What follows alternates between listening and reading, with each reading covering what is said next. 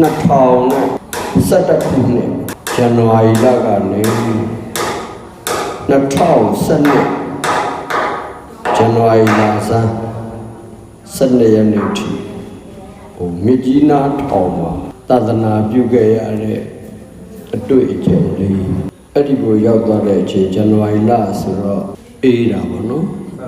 မြန်မာလိုဆိုရင်တော့ပြာသူလရောက်ချင်းပဲ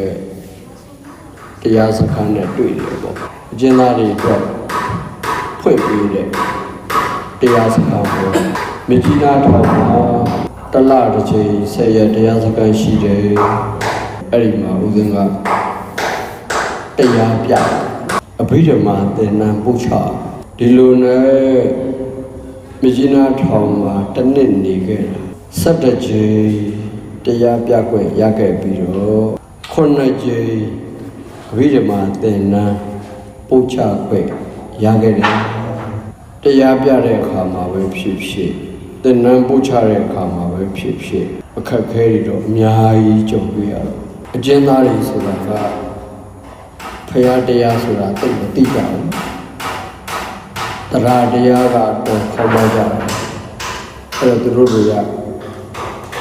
တရားထိုင်ရမှာပြင်းကြတယ်သင်္นานတရားမှာပြင်းကြတယ်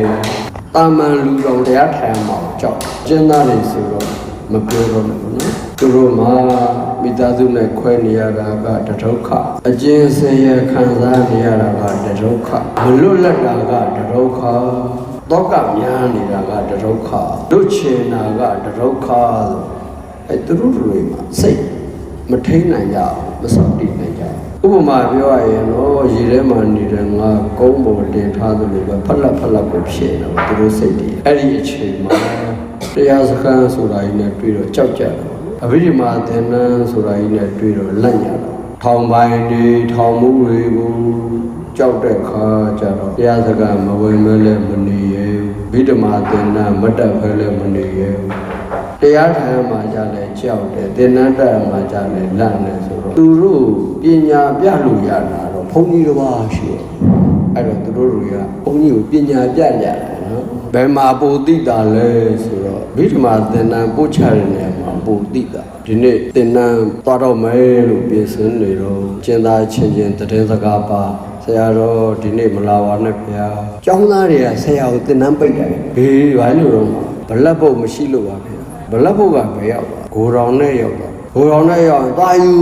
ယူလို့မရပါဘူးဗျာဘာလို့စံအိတ်တီဂျားတဲ့ရောက်နေလို့သူကတမင်တကာဘလက်ပုတ်ကိုနိုင်ရမှာကပ်ပြီးစံအိတ်တီနဲ့ညှက်သွားကြတာအဓိကတော့သင်္นานတက်ရပြေးရပါတယ်ကွာတရက်တလေပဲဘလက်ပုတ်မပါလဲငါဒီတိုင်းပို့ချပါမယ်သွားတော့သူတို့ရေချက်ကမအောင်မြင်ဘူးအဲကျုပ်ကလည်းအဲ့ဒီနေ့ဘလက်ပုတ်မပါဘဲနဲ့ဗဇက်ကနေအော်ပြီးတော့ဗိဓမာသင်္นานပို့ချခဲ့တယ်ကျုပ်ကခြေတလန်းအောင်တော့နောက်တစ်ရက်ကျတော့ထပ်ပြီးပညာပြဆရာတော်ဒီနေ့မလာပါနဲ့ခင်ဗျာဒီဘာလို့တော့မိုင်းမရှိလို့ပါဗျာဟေးမိုက်ကဘယ်ရောက်သွားလဲထောင်ပိုင်းရုံးကရောက်သွားဘလို့ရောက်သွား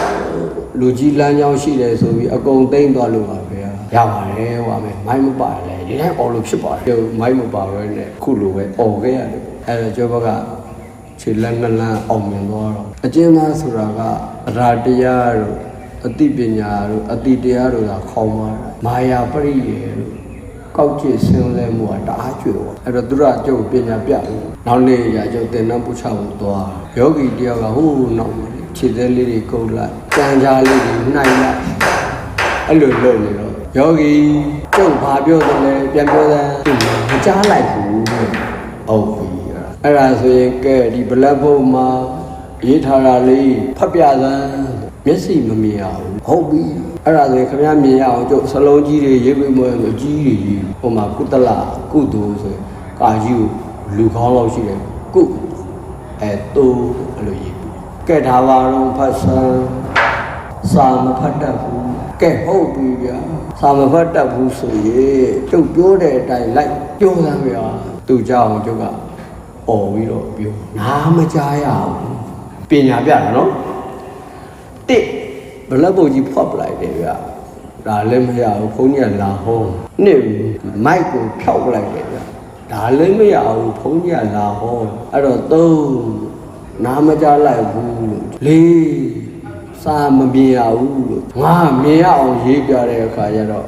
စာမဖတ်တတ်ဘူးလို့ဖြစ်သွားတယ်အဲ့ဒီလိုမျိုးတာဝကတွေတို့မဟုတ်တာဝိကာတွေတို့မဟုတ်ဥပါဒကာတွေတို့မဟုတ်ဥပါတိကာတွေနဲ့တွေ့လာရဲ့ဟိုနိုင်ငံကျော်ကဘာကျော်ဆိုတဲ့ဆရာတော်တွေကိုအသာထားဟိုရက်ကွက်ကျောင်းတိုင်ဘုန်းကြီးတစ်ပါးစာချဆရာတော်တို့ဓမ္မပဋိကတို့အသာထားရက်ကွက်ဆရာတော်တစ်ပါးဦးဇင်းတစ်ပါးကဒီလိုနေရာမျိုးမှာဘလို့စိတ်မျိုးထားမလဲဘလို့စိတ်မျိုးဝေးယူမလဲအဲ့ဒီမှာကျုပ်ကအောင်နိုင်သွားတယ်ဗျနောက်ဆုံးဘလောက်ဒီအကျိုးများသွားလဲဆိုရင်ထောင်မှာအစင်လာတစ်ခုကတစ်ပတ်တစ်ခါလွတ်စရင်းတွေထုတ်ပြန်တယ်အဆောင်တိုင်းကိုစာလေးတွေကပ်ပြီးအဲ့တော့ဒီလွတ်စရင်းတွေကိုမျှော်ကြတော့အေးငါတို့ပါပြီငါတို့ကဘယ်နှစ်ရက်နေလွတ်မှာဆိုပြောကြအဲ့ဒီလွတ်စရင်းတွေထဲမှာယောဂီတွေပါတယ်ပေါ့အဘိဓမ္မာသင်္นานတက်တဲ့ယောဂီတွေပါတယ်တရားစခန်းဝင်တဲ့ယောဂီတွေပါသူတို့တွေကအိမ်မပြန်ញင်ကြဘူးဗျသင်္นานပြီးအောင်လေးတော့တက်ချင်ပြီးတယ်သင်္นานပြီးမှအိမ်ပြန်ချင်ကြအဲ့ဒီလောက်ထိအောင်အကျိုးရှိကြတာဒါဟာစိတ်ရှိခြင်းဒီခံခြင်းခွင့်လွှတ်ခြင်းသဘောထားကြည်ခြင်းကောင်းကျိုးလူလားခြင်းစေတနာထားခြင်းမေတ္တာထားခြင်းကရုဏာထားခြင်းဆိုတဲ့တရားတွေရဲ့အယုတ်တကံပဲအဲ့ဒါမဟုတ်လားဟုတ်ဟုတ်ပါတယ်